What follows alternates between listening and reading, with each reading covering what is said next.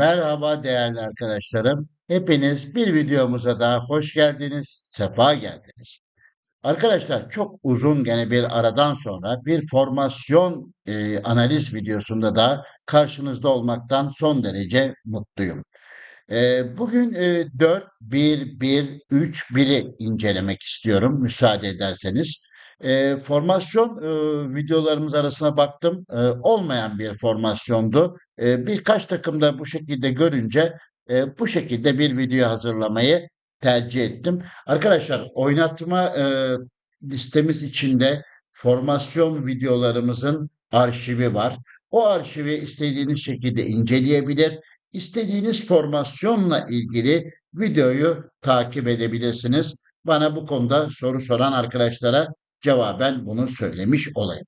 Şimdi değerli arkadaşlar, e, 4-1-1-3-1. Şimdi birkaç takımla bu şekilde bir oynama formasyon dizilişi gördüm. Dolayısıyla tabii ben de takımı buna göre dizayn ettim. Tabii doğal olarak güçte, dengede oldukça düştü ama hani biz bunu böyle bu şekilde kabul ediyoruz. Şimdi değerli arkadaşlar, dörtlü bir defans her zaman tercih edilebilecek bir defanstır. Son dönemde üçlü defans yani 3 DC ile oynayan takımların sayısı oldukça fazla da olsa dörtlü defans her zaman iyidir.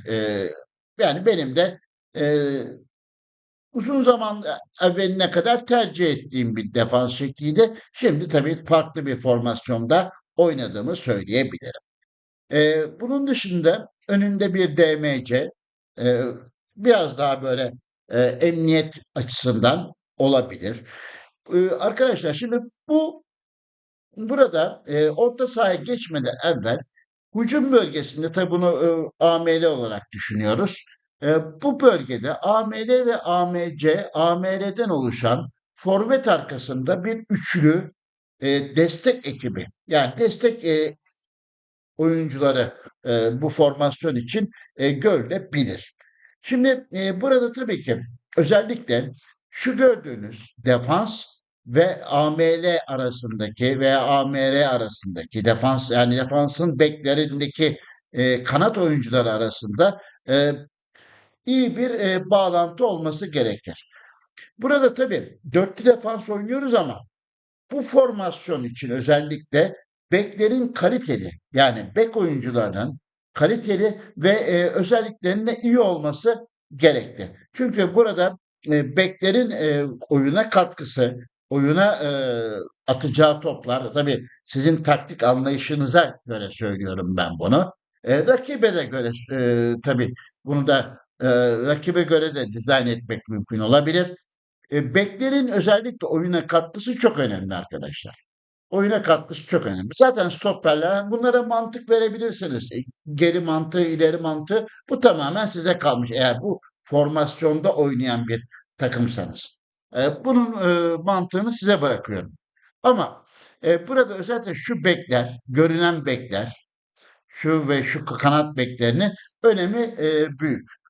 Şimdi bir ikincisi de burada AML pozisyonda oynayan oyuncuların eğer bir ikinci mevkileri ML varsa yani geriye katkıları olursa savunma esnasında top rakipteyken orta sahaya biraz destek verebilme şansları olacaktır diye düşünüyorum değerli arkadaşlar. Hücum bölgesi olarak yani şu gördüğünüz AMC, AML ve AMR rolündeki oyuncuların özellikle ST'ye olan katkısı kenar toplardan ST'yi beslemeleri, her iki kanattan olmak üzere beslemeleri, ortadan gelecek toplarda AMC'nin santrfor ile orta sahadaki oyuncu veya defans arasındaki köprüsünden mütevellit burada bir zenginlik kazanabilir oyun arkadaşlar. Burada handikap nedir?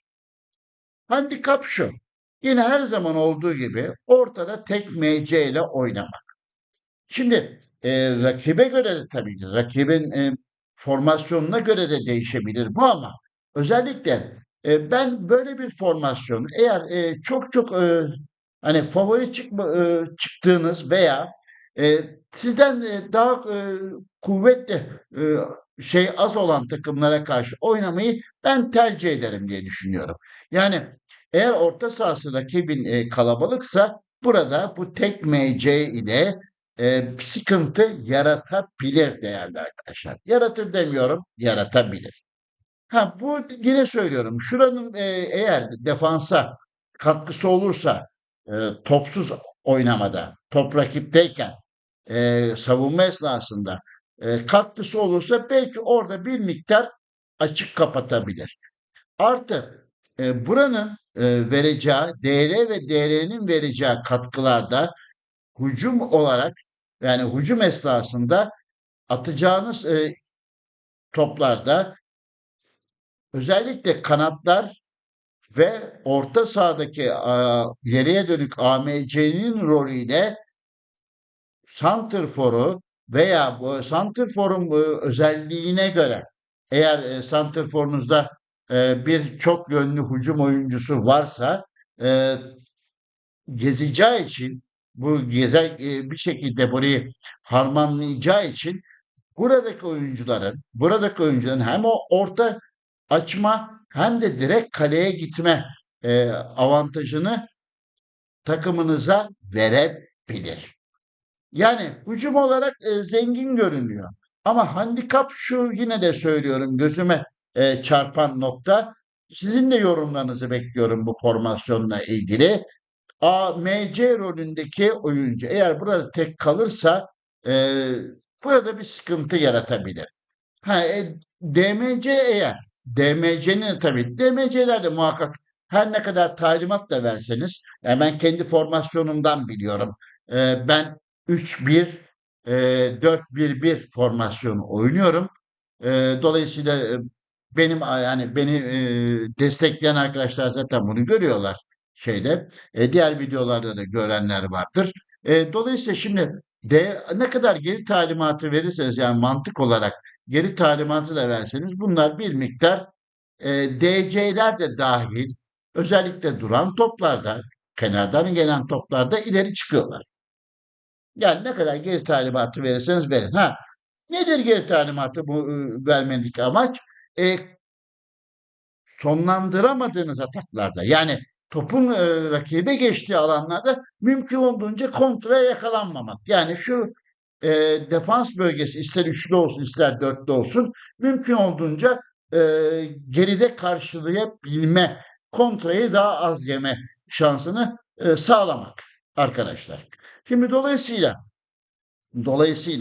buradaki handikapı bir şekilde burayla ve burayla bir savunma esnasında top sizde değilken karşılayabilirseniz eğer karşılarlarsa oyuncular daha doğrusu orada bir miktar o açığı kapatabilir. Yani handikap olarak şöyle baktığım zaman dörtlü bir defans her zaman tercih edebilecek bir defans şeklidir. Bunda herhangi bir sıkıntı yok. DMC artı bir emniyet sıbabudur.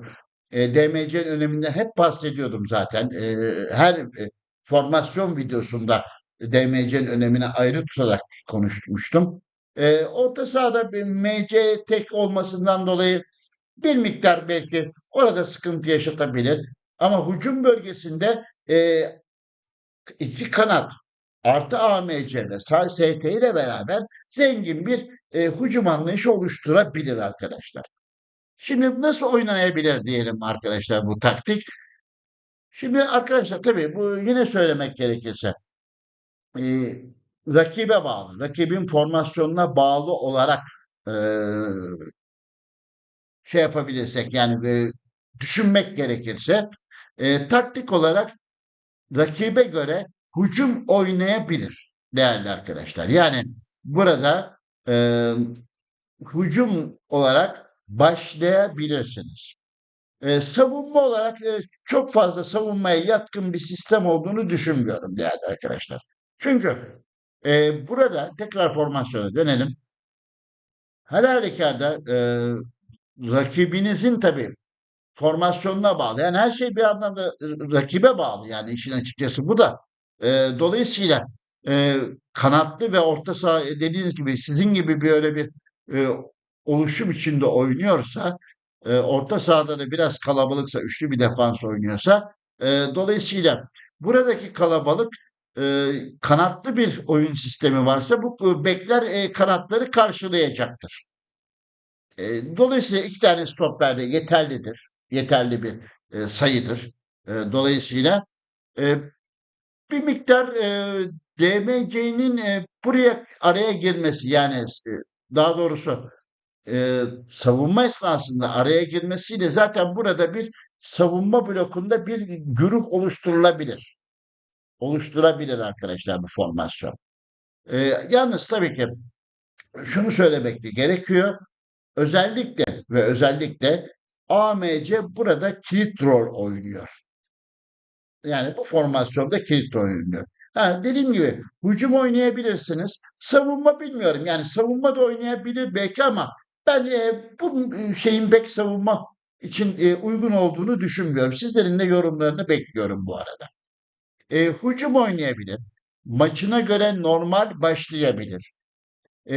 Kısa top e, için pek uygun bir sistem değil. Çünkü orta sahada orta sahada yeteri kadar eleman olmadığı için dolayısıyla kısa top risk yaratabilir rakibe göre. Yani kısa toplarda rakibin de orta sahası iyiyse eğer, iyi bir takıma karşı oynuyorsanız burada kapılacak toplarda direktman kalenize doğru bir atak yiyebilirsiniz değerli. O yüzden karışık oynanabilir. Yani sadece pas yönünü karışık tutabilirsiniz. Maçına göre, maçın gidişatına göre kanata doğru.